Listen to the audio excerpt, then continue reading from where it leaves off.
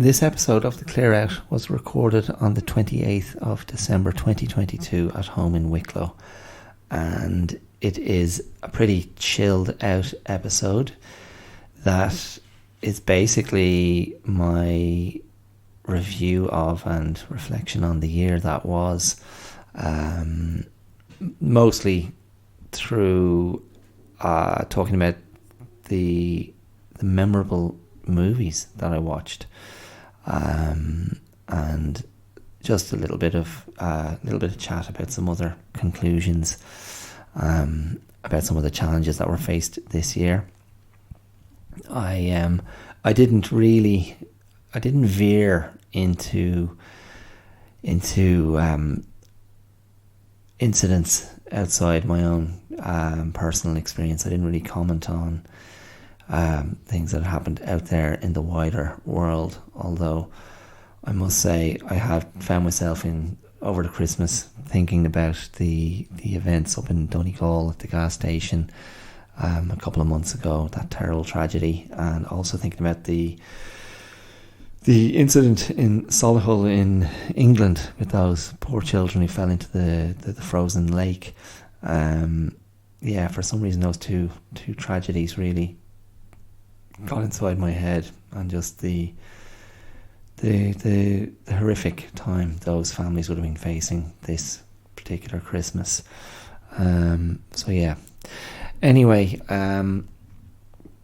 that's what's coming up in the episode. It's pretty light and pretty undemanding stuff, which I think is what we kind of need at this time of the year, that little lull after the Christmas. So my daughter Maeve drops in as well at the end for a chat. She said she wanted to chat, and then she didn't really want to chat at all. She was I think she was more enamoured of the idea of being on rather than having much to say this time. But that's okay. We just went with it, and then you can hear me getting sort of impatient with her and going, "Get the hell out of here! Get off the mic." So there you go. That's what's coming up, and I'll see you around the corner. Cheers. Not gonna change my mind, leaving the dream behind, keep my moji inside. Hi, my name is Dara Clear, and you're listening to The Clear Out. You're very welcome. I hope this finds you well. How are you? How's the holiday season going for you? Everything running smoothly?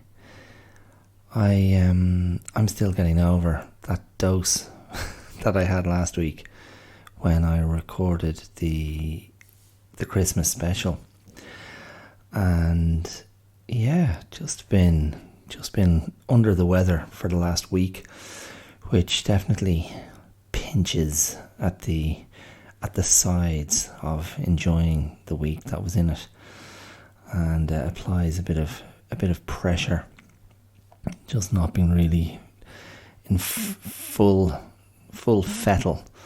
So it's been frustrating personally,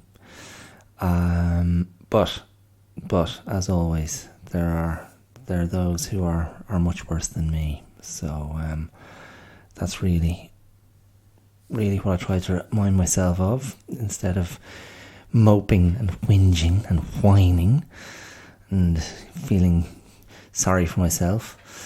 There are those who are in far worse condition than I am, and I just try to keep perspective and be grateful that all I have bothering me is a bit of some sort of viral nonsense. Anyway, so this is that funny time of year, that little interim between Christmas and New Year's, the lull, the time when everyone kind of collapses a little after the big push towards Christmas, if that's a holiday that you celebrate. And it's kind of limbo-ish energy at this time of year, And I remember last year at this time I did an episode, and I was just focusing on that kind of opportunity to just take a chill pill, to just relax and go, it's all good. Just have a pause.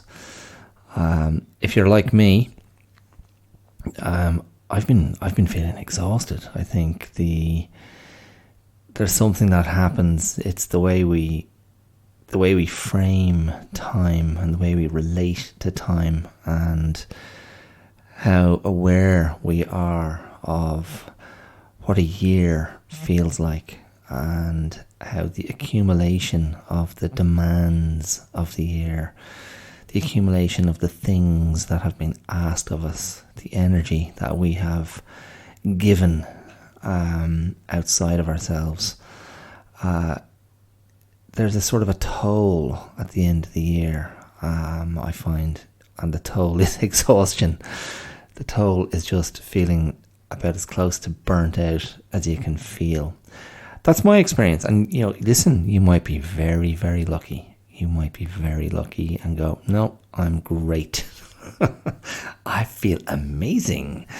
I've had an amazing year. Everything's been amazing. January, February, March, April, May, June, July, August, September, October, November, December. 12 months of amazingness. And I feel like I'm my best self. I'm living my best life. I followed my bliss, and it led me to this. And I don't know what the hell you're talking about, you moany mope, in your little house in Wicklow. Well, listen, what can I say? Good for you. I'm very happy for you. I hope you're enjoying. You're thriving. I haven't been thriving. I've been waning.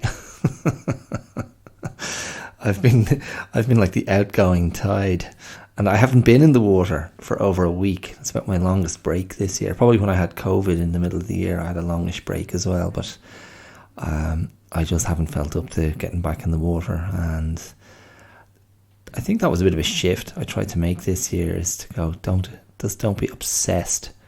Don't be obsessed with doing the exercise thing. Don't be obsessed with the healthy routine. It's okay to take a break. It's okay. Just let it go. Ain't no thing. So I'd be I'm not gonna lie, I'd be disappointed if I didn't manage to get in to the water once or twice before New Year's. So I'm running out of time. That only gives me a few days to play with, but I'd be hoping to get back in the water before the new year comes in, just for the symbolism of it, just to show to myself I didn't give up. I didn't give up on the year, and I think I'm getting closer to being able to do that. So I never regret getting in the water. That's what keeps me going back, no matter how crappy I might feel heading down, no matter how daunting the conditions or the cold temperature might be. I always feel good getting out on the other side of it. Great for the head. It's a great reset, and that is a thing. I found, I think it was 2 days ago, I was feeling pretty flat, and just found my head spiraling in negative circles, and it's the hardest thing to get that little circuit breaker to snap you out of the hold that line of thinking can impose. I took myself back to bed for a few hours, and I kind of slept it off a little bit and got up and had a shave and freshened up, and that's always a good thing to do, I find, if I find myself in not good headspace, which is not to, I don't want to overstate it. I'm not going to call it a depressive episode, although my thinking was very negative. But I find that can come with just simply with fatigue, and fatigue definitely can open the door to a certain susceptibility to negative thoughts. For myself, anyway, that's been my experience. I've been very cognizant of that this year. I've definitely fallen into a bit of a habit, a late night habit of sitting up late on my own, maybe just, surfing the web, maybe watching something that I'm not fully engaged with, and just resisting the call to bed, really, to resisting what my body is saying. My body and brain are saying, you should actually rest, just sleep. But there's something about the relationship I have with watching movies in particular. It's kind of a narcotic, insofar as there's an addictive nature for me, that I go, no, I'm going to do this, and I'll go on this journey of being immersed in a movie. Particularly, of course, it helps if the movie is very good, but it's not always the best choice, to be honest with you. And I need to look at that and go, maybe I can break that habit, and that might encourage me to read more, which I did very little of this year. It might encourage me to sleep more, which I probably don't get enough of in general. I generally try to survive on 6 hours sleep a night, and that seems to do me the vast majority of the time. But I have found over this little Christmas period that I've been wanting to sleep longer, and that's obviously what I need at the moment. So but I struggle with that. I kind of go, oh no, there's something wrong. Why am I getting 8 hours sleep instead of 6? What's wrong with me? What sort of a loser am I? It's ridiculous. Anyway, so this episode, I sort of wanted, in my mind, and I did mention this last week's episode. I kind of wanted this week's episode to be a little bit of a review of the year, and it's a funny thing, because then I'm like, I don't know how much there is worth reviewing. It's been busy. I'll touch on. I will look at that now in a moment, and maybe try to put it into some sort of form. But just on last week's episode, I mean, that was just such an effort last week, because I really was feeling lousy from the moment I tried to record the music, the few songs I did with my wife Kiara, and felt lousy right through the day, and felt lousy when I was recording the story and my interview with my daughter, and doing all the bits and putting it together. And fine, like, it was great to get it done, and I was delighted, and I was actually quite happy with how the story came out. The few songs, it was, I listened back to the episode a few nights ago, and there was a bit of distortion on the sound, and the whole thing was just a little bit too rushed, and I just wasn't, because I was feeling wrecked, and I hadn't, for lots of reasons, the window hadn't presented itself for us to really have a proper run through. And I don't like to apologize for stuff that's already done. It's done. It's over. But I mean, I listened back and I was like, oh my God. And I was kind of joking with my wife the other night, and I was just saying, the only thing worse than the really below par singing, and I speak for myself, was the absolute unimaginative straightness of the interpretations of the songs. And I really, I listened back and was like, oh man, I'm not doing it. I'm not doing that again. So next year, I'm working on the assumption that the podcast will be thriving, still thriving a year from now. Those, whatever our Christmas recital is for the podcast, there's going to be a little bit more work put into it. So at the very least, it just sounds nicer, and it's nicer to listen to, and I'm in a better place vocally.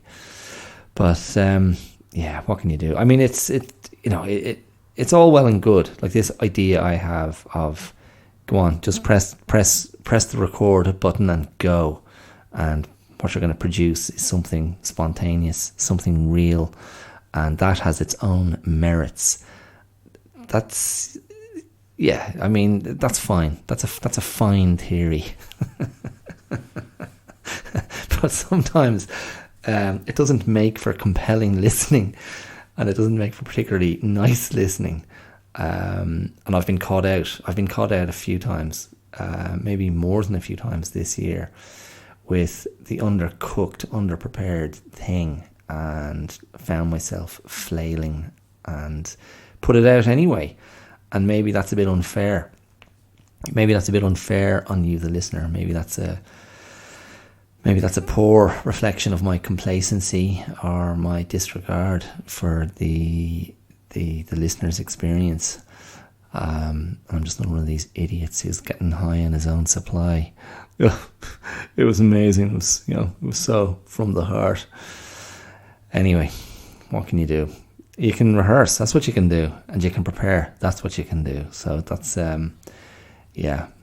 that's my little telling off to myself. And if the shoddiness of the effort last week stopped you from enjoying it more, I do apologise, because I don't want to put out stuff that's actually not of a reasonable standard and not entertaining enough to listen to, and entertaining enough for you to spend your time and to allocate time to this tell. And I'm grateful if you did, and will continue to be grateful if you continue to do so. So anyway, the review of the year. It's funny. I found myself primarily wanting to talk about the kind of what was on my sort of watch list this year, like what I watched and things that stayed with me or resonated or were particularly good. And it's not a massive list. It's not a massive list. I had some nice little watching experiences just over the Christmas. A couple of weekends ago, my daughter and I sat down to watch again Greta Gerwig's Little Women, and I'm beginning to think that is a perfect movie. I struggle to think of where there's a weakness in the movie. I just find it incredibly moving. I find it so well played, so well acted, so well written, and so well designed. Beautifully shot, beautifully scored, really well directed. Maybe there's a contemporary sensibility that is imposed on it slightly, the contemporary feminist perspective. But within the context of the story, I feel it works. It works. And I continue to love Saoirse Ronan's performance as Jo, and love Florence Pugh's performance as, I've gone blank on her name, the character's name, the sister, the kind of selfish sister. And I still find Timothée Chalamet's body language irritating. But I just think it's an absolutely beguiling movie. And yeah, it's deeply romantic. And it's deeply affirmative of the female sort of sensibility and the female outlook and female striving. It's deeply affirmative of sisterhood, of family, and neighbourliness and community and good people doing the right thing. And maybe that also is an aspect of its romance.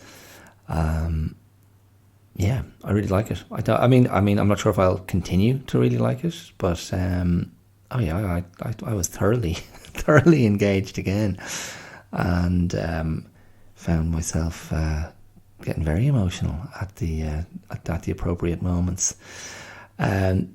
My daughter and I also watched a couple of my old Christmas favourites, The Bishop's Wife, with David Niven and Cary Grant and Loretta Young, Monty Woolley. We also watched the original Miracle on 34th Street, with a very lovely performance by Edmund Gwenn as Chris Kringle, and the young Natalie Wood, of course. My daughter was fascinated to be told by me that Natalie Wood died young in that boating accident, drowning accident. There seems to be still a bit of mystery around that, doesn't there, all these years later. My daughter has a rather morbid fascination with death and grisly ends. She's no Wednesday Addams, but she seems to, something in her personality really enjoys the gore and the grim stuff. This is, if I haven't mentioned it in previous episodes, this was marked early on when she seemed to declare a very keen affinity with Darth Vader from the Star Wars movies. So I don't know. It should. It's a warning, isn't it? If nothing else, I'll be watching out now during the teen years for the bad boys she's attracted to. The Darth Vaders, the spotty, horny Darth Vaders that she brings home. I'll be like, get the feck out of here. Okay, the force is strong with me, and thou shalt not pass, to jump into another franchise. That's something else we've been watching over Christmas. We've started rewatching the Lord of the Rings trilogy. I haven't watched that new series. I can't even tell you what it's called. Something about rings, isn't it? I haven't started watching that new series, but it's been interesting to rewatch. That we've watched the first two parts of the Lord of the Rings trilogy that Peter Jackson did like 20 years ago. And you think, you're still in your mind, I don't know about you, but I think, 20 years ago, just feel like they're still quite recent, those movies.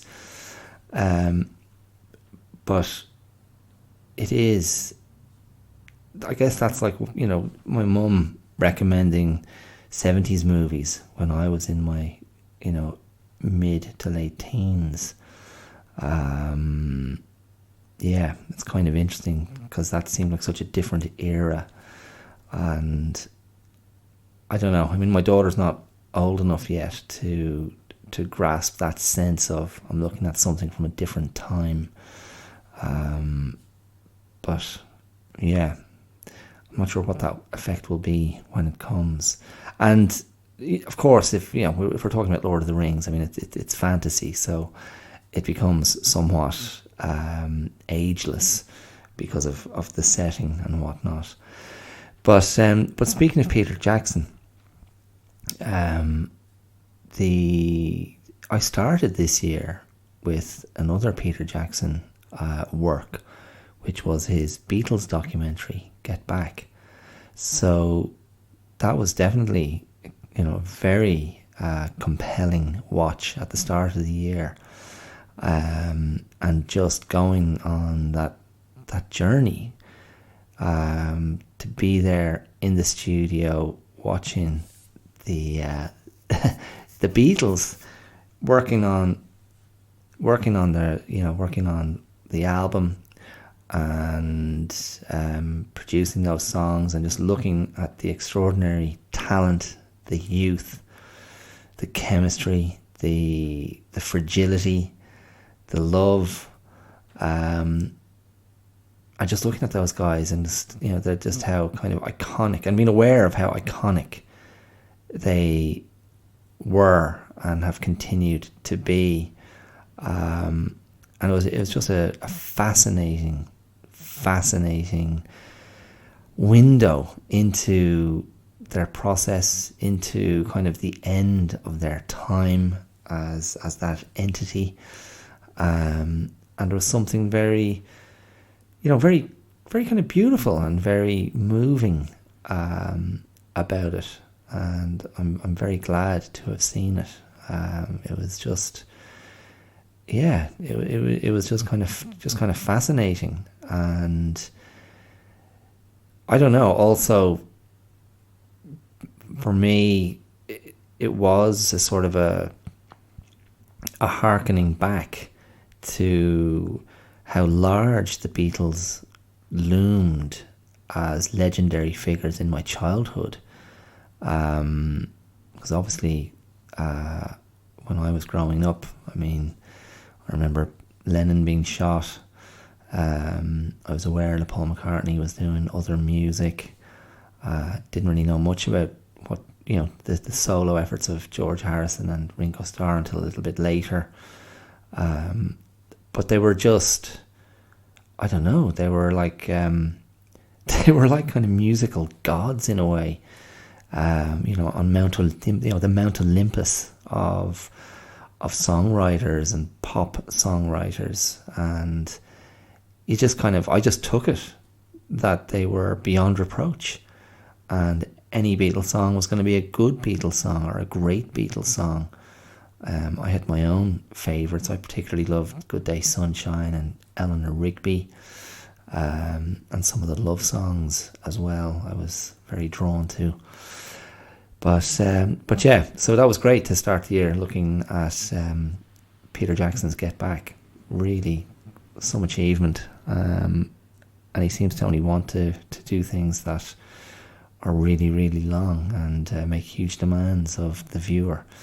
But that wasn't demanding for some reason. That just was easy to watch, all whatever it was, 8.5 hours of it.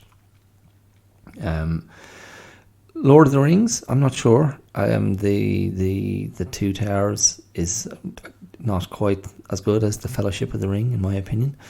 And we'll watch the Return of the King over the next couple of days, I would say.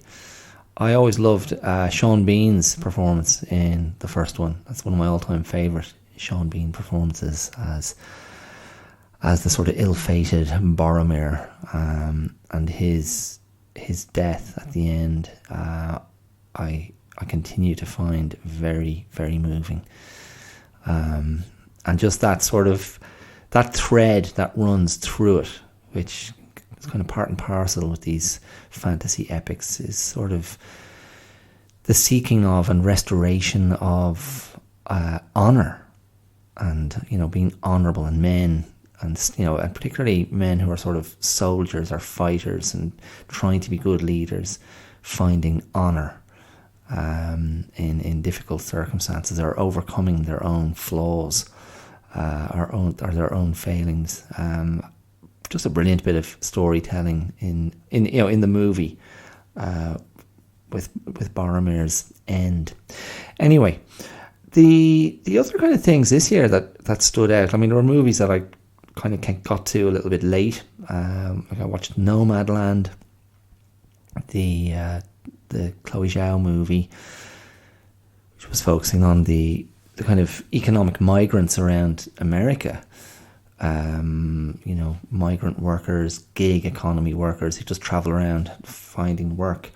I thought that was brilliant. I thought Frances McDormand's performance was amazing, and I found myself very moved by that at one point. I think when she was travelling down the West Coast, maybe it was the Pacific Highway, and I don't know, there was something about it that really got inside me. So that was really, really good, and just the whole movie kind of is carried along by Frances McDormand's just her sort of humanity and her kind of decency. What she brings to that character in the movie. I thought that was very, very good. Another movie I really enjoyed was Mike Mills's Come On, Come On. Is very nicely shot black and white movie with Joaquin Phoenix as a radio documentary maker who finds himself taking care of his nephew while his sister deals with her husband, who's having a very difficult time in his life. And it's sort of I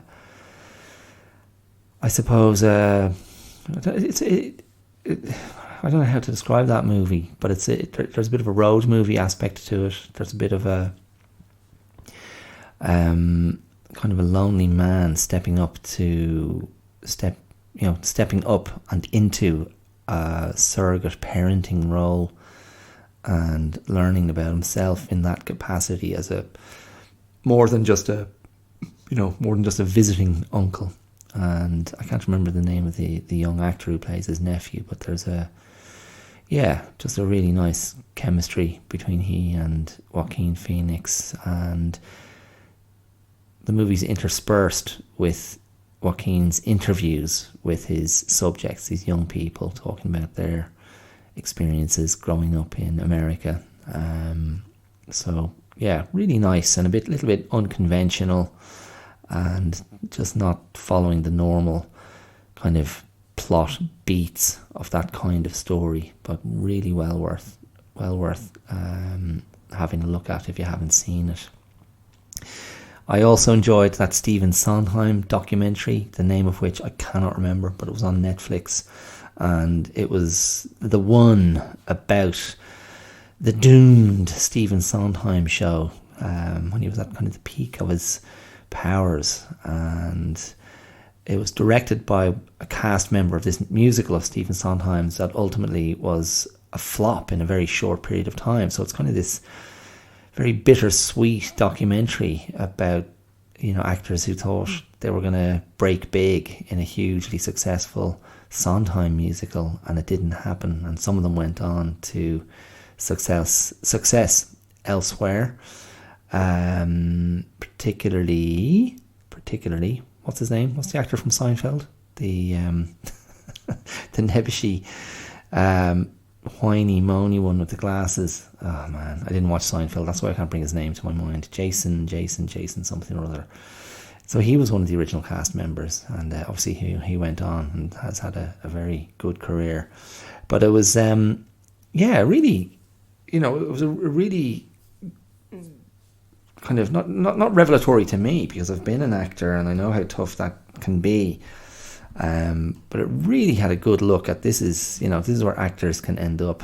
And it's kind of sad because, it's directed with, of course, huge affection for the people involved, and a lot of the actors ended up not having stellar careers.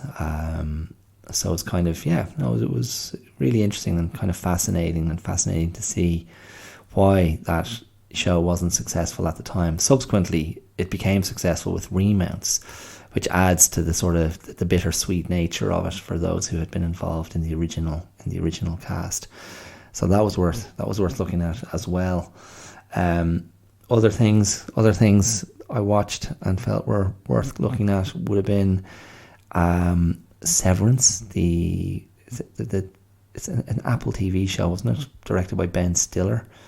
And that was a very kind of creepy, unsettling sort of believable semi-dystopian sci-fi series where people could have their consciousness split between working life and home life, and the lead character, who were asked to join on his journey. He's deliberately wanted to have that sort of separation so he could cope with a particular loss in his life, and a very quirky and ultimately unsettling series. So that was only season 1, so I thought that was very, very, very good, and very good and very, very well acted as well.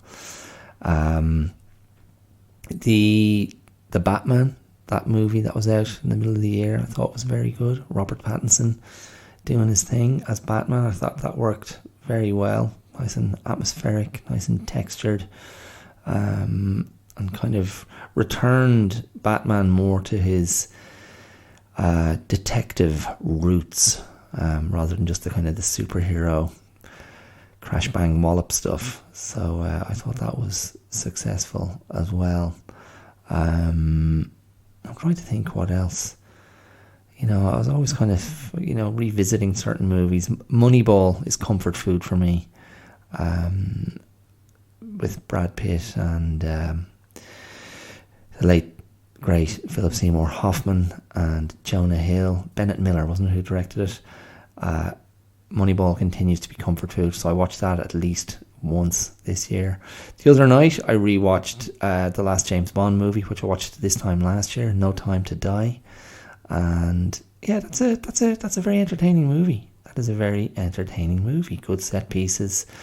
Daniel Craig, I liked it. I liked him. I liked his outings as Bond, and I was listening to the Rewatchables, that podcast I like. This week the guys did an episode on a recent enough Mission Impossible movie, and they were trying to talk about the difference between the Mission Impossible franchise and James Bond, and how Mission Impossible they're just big action movies, and Ethan Hunt, the Tom Cruise character, he's not really an iconic character the way James Bond is. And I was thinking, no shit, lads. I mean, Bond represents something else. Now, as a kid, I watched James Bond movies like you couldn't get a cooler, more exciting movie going. I mean, apart from Star Wars movies and Raiders of the Lost Ark, which I watched for the first time this year with my daughter, as in her first time to watch it. That was definitely a highlight. Other things as well, but the Bond thing, it lost something along the way, and I mean this has been covered by so many other people, but I spoke earlier this year on one of the shows about kind of tone. That's not that long ago. It's only 4 or 5 episodes ago, and the tone of the Bond movies just got a little bit too camp and a little bit too silly, and tastes changed and people got bored. And with each actor who played the role, like going back to Connery, like once they got to kind of the latter end of playing Bond and really you're looking at the actors going, you're just getting a bit too old for this, guys. It would lose its credibility, and then they'd reboot and go again and go, okay, now it's had that, a re-injection of energy. But like each actor would bring their own thing. Connery just had his ruggedness and his toughness. George Lazenby had his one shot in a very stylish Bond movie, but somehow he wasn't quite right. Roger Moore just brought that sort of winking, tongue-in-cheek thing all the time. Timothy Dalton was kind of grim.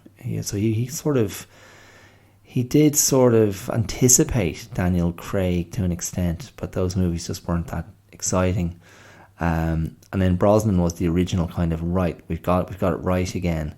Once he was able to escape his Remington Steele obligations and take on the role, and those movies were a lot of fun, and they brought back a bit of, I don't know what they'd be. They were sort of high octane again. Sean Bean performance in GoldenEye, the first Pierce Brosnan movie, but ultimately Brosnan came a cropper in a Bond movie that I always quite liked, Die Another Day. That's the one that has the invisible car, and Madonna is in that, and it's a great fight in her sort of fencing academy, where Brosnan has this sword fight with, I want to say, Toby Stevens. That one was directed by Lee Tamahori, wasn't it? Who directed Once Were Warriors. Much maligned, that Bond movie, but I quite liked it. And of course, Judi Dench was the great addition to the franchise. She really, really was brilliant. And then when they finally retired Brosnan and introduced Craig, it just felt like, oh yeah, they've got it. They're just in such a sweet spot.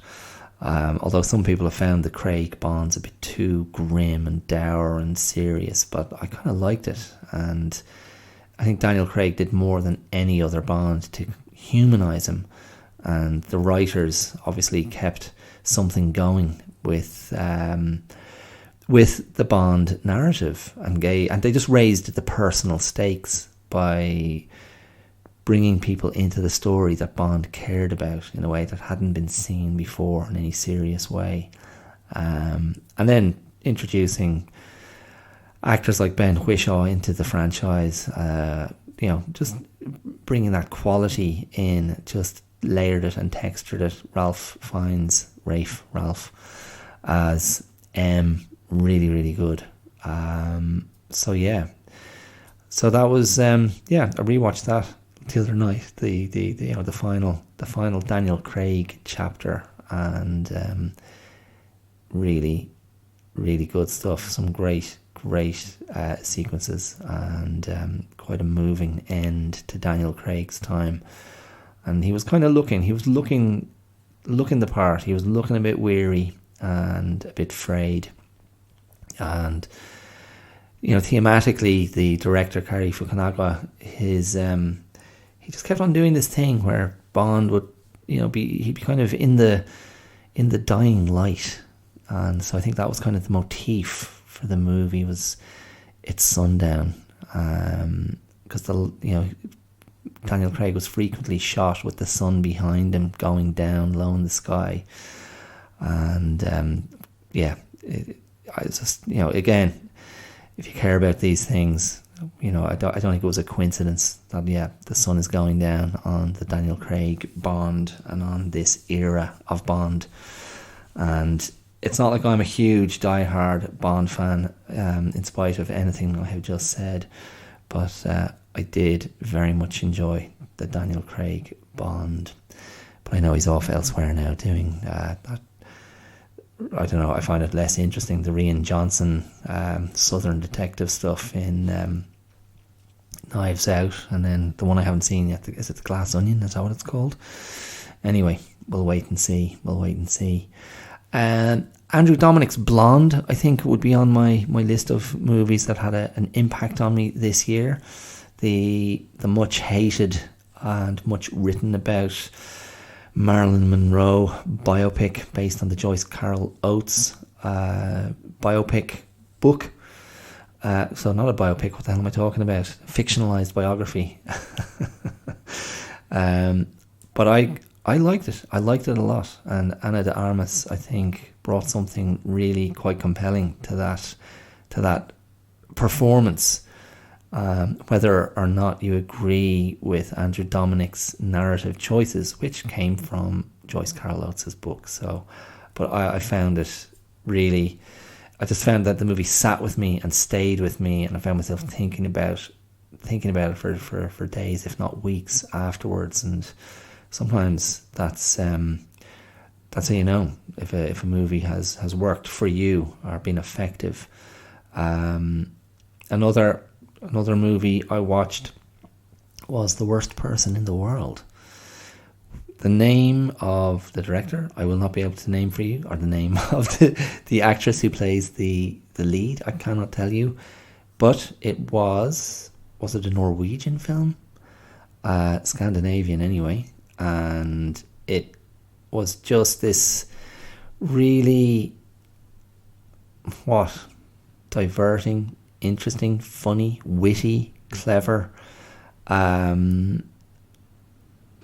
don't want to say love story, that's not quite right, but just a sort of and again, a coming of age story doesn't feel quite right, but a kind of a very zeitgeisty movie about a young adult today, and told with a lot of visual flair, and told with a lot of wit and intelligence. And really, there's just a nice alternative to a lot of Hollywood offerings or American offerings. The Worst Person in the World, which basically follows the journey of a young woman kind of finding her way through relationships and life and maturation, and wondering what she should be doing with herself and what job she should be working in, what man should she be with, should she become a mother, should she not become a mother, who's she really in love with, is she able to cope with the state of the world in the 21st century. And really, really, really, really nice. Jordan Peele's Nope was another very interesting movie. I think he's really brilliant, actually, and he just has an extraordinary feel for atmosphere and an extraordinary feel for sort of horror set pieces. Can create very disturbing images on screen. And horror might be overstating. I don't want to kind of shoehorn him into that genre. But I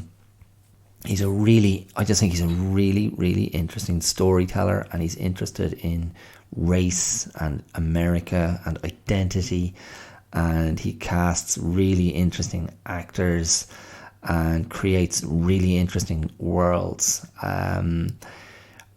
This particular movie, Nope, and just to clarify, if you're not familiar with certainly what I see with Jordan Peele, and I think he said it himself, or maybe I've read him saying this, but like he's kind of making genre movies and populating them with black characters. Because I think, well, my sense is that he felt he grew up watching a lot of 80s movies and just never seeing black protagonists in genre movies, whether it's sci-fi or horror or westerns or rom-coms or whatever. And he is kind of creating his own oeuvre of genre movies, but like really clever, mind-bending sometimes stories within kind of horror or horror adjacent genres, and populating them with really interesting black characters. And Nope was definitely in that area as well. For me, maybe the least successful of his three movies so far, but I find myself thinking about that movie and thinking about certain sequences and going, oh yeah, that was brilliant, and that was brilliant. And yeah, so someone will just kind of continue to watch and go, okay, what's he going to do next? One of my favourite movies of the last year, without question, was Paul Thomas Anderson's Licorice. I'm laughing because some people will fight me to the death. Licorice Pizza. Licorice Pizza, which I guess was released in the States maybe at the end of last year, and I ended up seeing it twice this year, once kind of towards the start of the year, and once I rewatched it recently. And again, just a really assured movie by a contemporary master. I mean, Paul Thomas Anderson just makes utterly distinctive movies, and Licorice Pizza just has this amazing kind of loose, freewheeling energy as we follow the kind of ups and downs of a couple of young people in the valley, as they say in California back in the day, back in the 70s. And his central, well, it's hard to tell who the central character is. You think it's Philip Seymour Hoffman's son. Oh man, I've gone blank on his name, but he's the young protagonist, a teenage kind of child star and go-getter entrepreneur, and he falls in with an older girl, young woman, who is one of the members of the band Haim, Haim, and she gives this amazing performance, and we sort of end up following her as much as, if not more than, the young Cooper Hoffman, that's it. Is it Cooper Hoffman? And then there's Bradley Cooper in it as well. Am I getting that confused? Bradley Cooper giving a ridiculous performance as the producer, John Peters. Just so much to see, to watch, to observe in the movie. Sean Penn giving a version of superannuated William Holden, pulling off stunts for the entertainment of the patrons of a local cocktail lounge. Again, a soundtrack, various set pieces, various cameos. But again, Paul Thomas Anderson again being a master of tone and a master of what he is trying to show us and what he's trying to tell us and where he wants the camera to be and what he wants his actors to do. And it's just a pleasure to kind of go on the journey and go on the ride with his characters and with his camera. And he just taps into something about youth and kind of cheeky, haphazard misadventure. Young people getting into scrapes. But he does it in a way that just feels very organic and believable. It's not done for comic effect. We're not being asked to come in and laugh at these characters. Like, we're really we're brought in to experience it with them, and have a sense of the freedom that they were extended. Just a brilliant thing, and we look forward to whatever he does next as well. So I'm not sure what else was on my my list, my standouts for the year, because that didn't sound like an awful lot, but anything I mentioned was, I think, well worth commenting upon. And I mean, apart from that, the year was just a blur of recording the podcast every week, getting it out there every Thursday. A couple of highlights there were definitely some of the interview episodes. I really enjoyed interviewing Aisling Cregan, and talking about her book. That was in the middle of the year. I really enjoyed talking to my pals Gavin McCaffrey and Sean Whitehill about their sort of artistic journeys and that kind of thing. And loved having Alan Clark in to talk to him about his work as an illustrator and a sculptor. So that'll definitely be something I'll continue doing through 2023, getting more people in for interviews. And I have to, as I said before, I've got to get over my tech phobia so I can start doing some online interviews as well, Zoom interviews, and capturing them for the podcast, because there are opportunities there that perhaps I'm missing out on by not doing that. The new website is coming imminently. It's in a state of almost readiness, so we'll be launching that. Thanks to Daniel for his work there. That'll be coming in the new year, early in the new year. So that's something good. That's we're looking forward to having.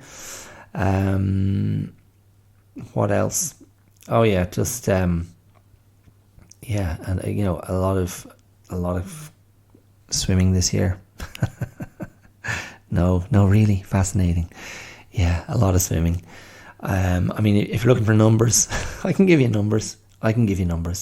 I write it all down. I keep track of my own movements, just in case I need an alibi.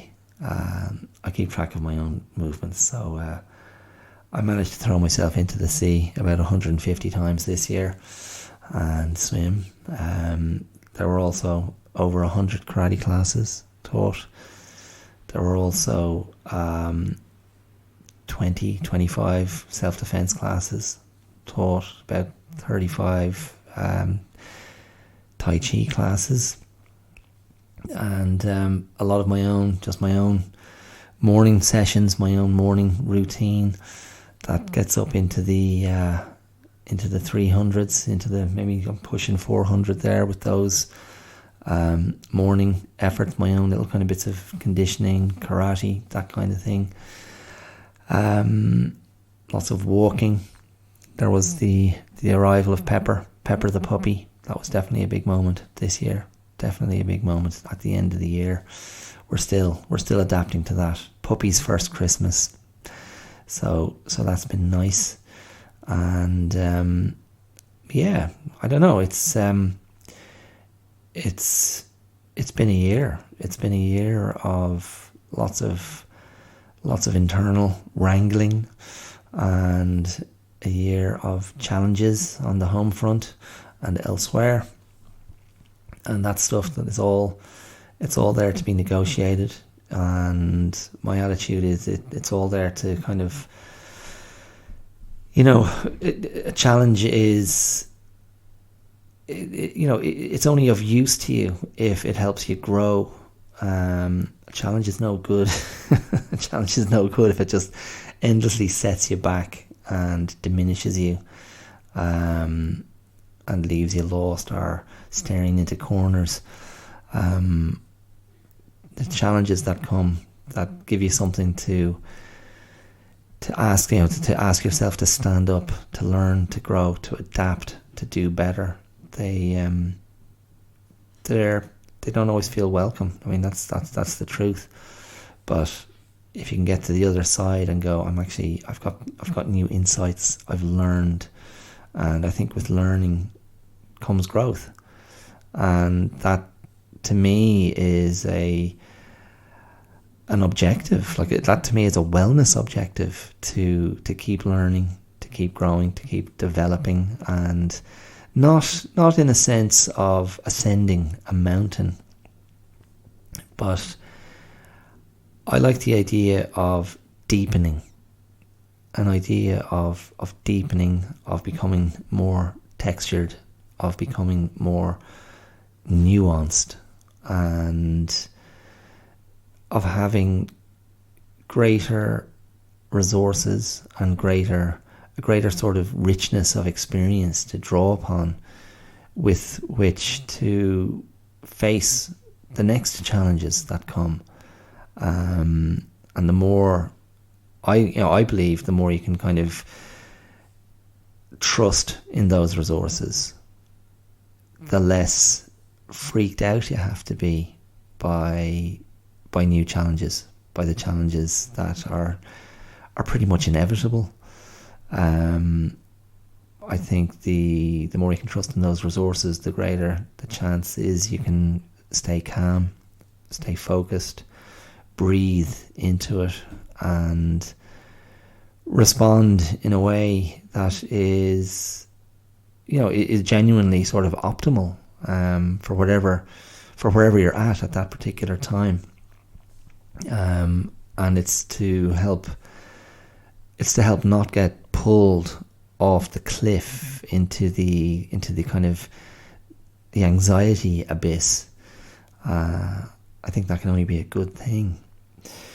So yeah, I mean, that's not a, it's certainly not a note of triumph, but it's a note of calmness, and it's meant to be a note of reassurance, I suppose. I mean, I'm trying to.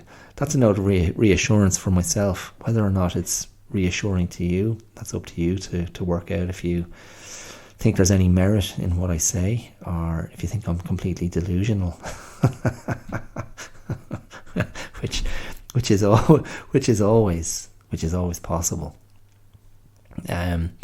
One other lovely thing happened, actually, now that I think about it. At the end of the year there, my friend Phelim Cannon, of the theatre company Broken Talkers, which he co-runs with his creative partner Gary Keegan, Phelim reached out to me and asked me if I'd like to be involved in a theatrical iteration of that work I was involved in with the young guys in Ballymun this time last year. That project for me was unfulfilled, unfortunately, because funding ran out, but there's an opportunity now to revisit that work in theatrical form, and I sat down in a theatrical space for the first time in a few years just last week, with Phelim and Gary and our producer and some other performers and some technical people, and Eddie, the movement director, choreographer. And it was great. It was lovely. It was lovely to sit down and have a pass at a script that was a work in progress.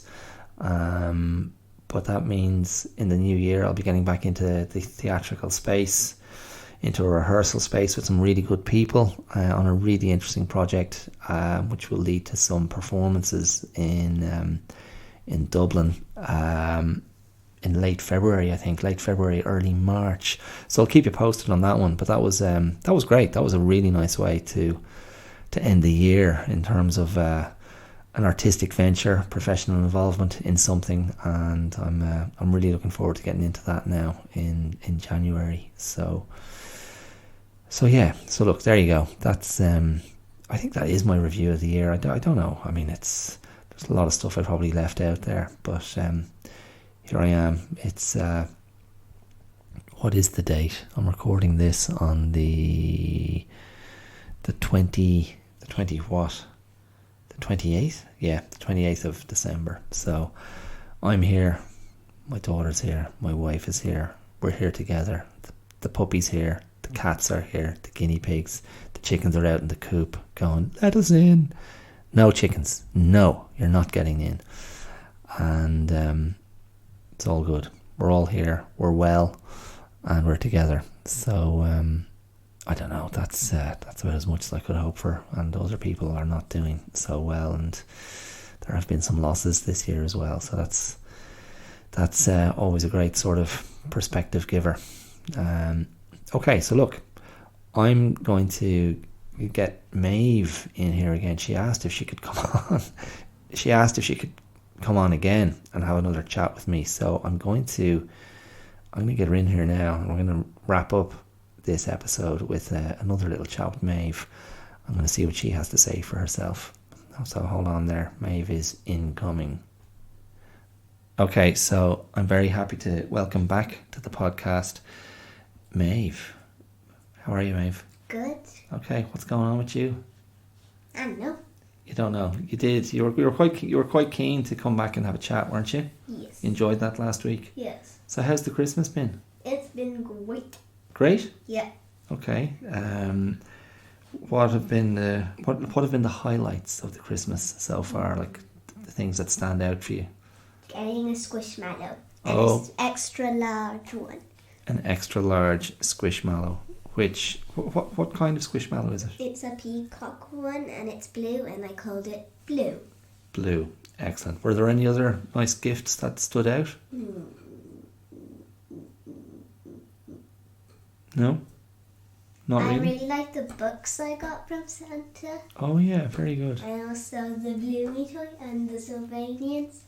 Okay. I think that's everything I got actually from him. Okay, so yeah, you got some great gifts from Santa, which was wonderful. Before you came in, I was just talking about the year. I was kind of trying to think back on things that happened this year, and one of the things I spoke about mainly was a lot of nice movies that I had watched, and was talking about ones I thought were good. I did mention that you and I sat down and watched Little Women Yes. a couple of weeks ago. What you like that one, don't you? Yeah. What do you like about it? I don't know really. I just like it. You just like it. And I was remembering how I was just basically crying my eyes out, Yes. at all the different moments. Yeah, when like Beth dies, and then when what's her name? Amy falls into the river. Oh yeah, that's a good moment. Amy, that was her name, wasn't it? Yeah, that's the Florence Pugh character. Yeah. So if you think back about this year, because you've got a very good memory, and your memory can go all the way back to January, and just to help you, January at the start of the year, it's my birthday. So you remember back to my birthday at the start of this year. That started this year. So when you think back to this year, 2022, what are your kind of main memories that stick out for you? Maybe getting Ruby and then the guinea pigs.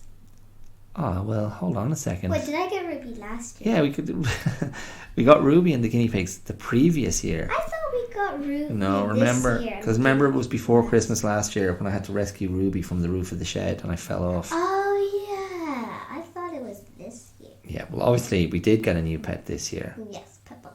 So that was very recently.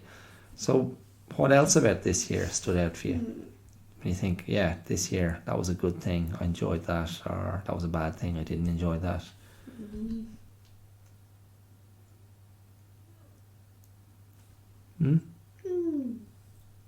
There's probably loads of things that I like, but I just can't think of them at the moment. You can't think of them at the moment. No. There were lots of visitors in the summer, weren't there? What's that? Yeah, Jerome and Una were here on their way to That was in the Rwanda. summer, jeez. That was the summer, yeah. Sean was here, of course. Shawnee! Yeah. And Oh yeah, I love the part when Shawnee. yeah, that's nice. So And I drew blood on his face because I scratched it with my nails. that was not very friendly of you. Those I nails of did it by yours. accident because he took my driver's license and ripped it, and I scratched him on Okay, that's around good. the eye. At least you're not bitter about the driver's license. Yeah. So well, okay. So you don't seem to have much to say, Ben, about this year. No. But I've got a lot to say about what happened this month. Oh, do you? Well, okay. Speak. Alright. I was excited probably in September. Wait, when did Oni arrive? He arrived around your birthday. It was around October. Oh yeah, because he gave me a present. Okay, a birthday present. So when Oni arrived, and then Oshin arriving, Yep. and Danny coming down to live there, and Oshin arriving.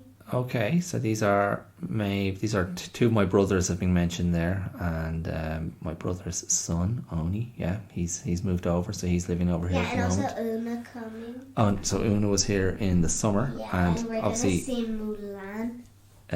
Milan. Mulan. Mulan is the Mulan. Disney movie. Mulan. Yeah, so these are all visitors and family members from overseas. So you get excited when they all arrive, do you? Yeah. Okay, cool. And you wanted to talk about Lord of the Rings, was it? Oh, yeah. Yeah. I did. Okay, I get a thumb for that. Yeah, go on, talk to me then. You talk.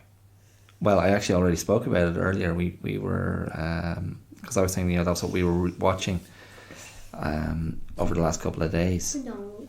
What do you enjoy those movies, don't Oh you? yeah, because there's a lot of blood. There's a lot of blood Yeah, and death. and death And slimy stuff. and slime. Yeah. Okay. And the orcs. They're like, what? Yeah, Like, they like how they... yeah. Maeve just did a face to make her teeth look more exaggerated and snarly. Okay, so we have to still have to watch the third part. Oh yeah. Yeah. How much movies is there? Is there only 3? How many movies? Yeah, how many? 3. 3 in the Lord of the Rings trilogy, and then there's 3 Hobbit movies as well. Probably. Yeah. Okay. Well, do you have if there's nothing else you have to say, I think we might terminate this visit. But that would be only 5 minutes. That's you're not looking at the right thing there. Oh. Is there anything else you'd like to say before you shoot off? Talk about stuff more. I like doing it. You like- Talk more, talk more. Talk more. Tell me what you want to talk about. Just talk about Right. something. Are you looking forward to going back to school? No. You're not. No, I want to stay on holidays forever. Do you really?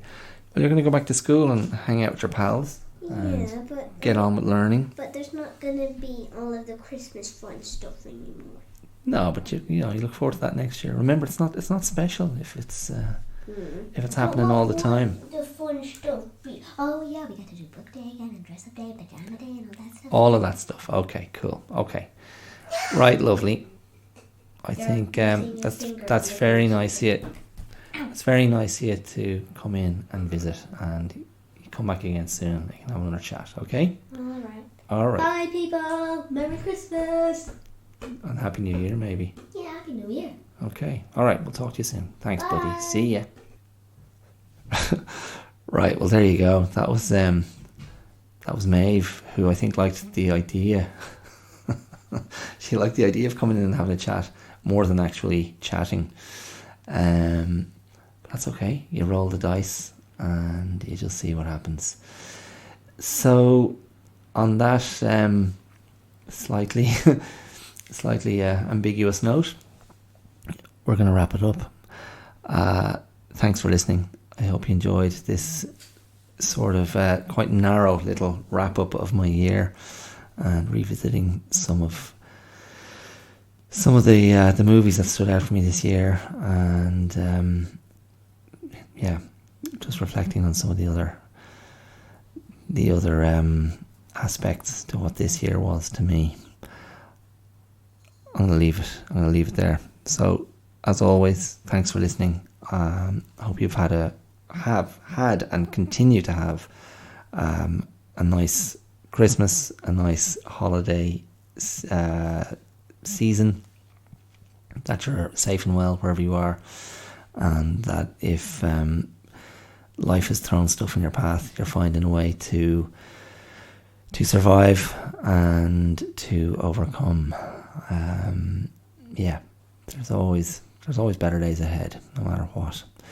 So hang in there if it's not the easiest time, and if you're doing brilliantly and beautifully and amazingly, fair play to you. Okay, that's it. Listen, I'll be back next week with more, and that will be we'll be into a new year, rolling on with the new year energy. But this was nice and chilled, nice and cruisy, and I hope you enjoyed it. All right, I'll talk to you soon. Thanks very much for listening. Mind yourselves. All the best. See ya. Bye.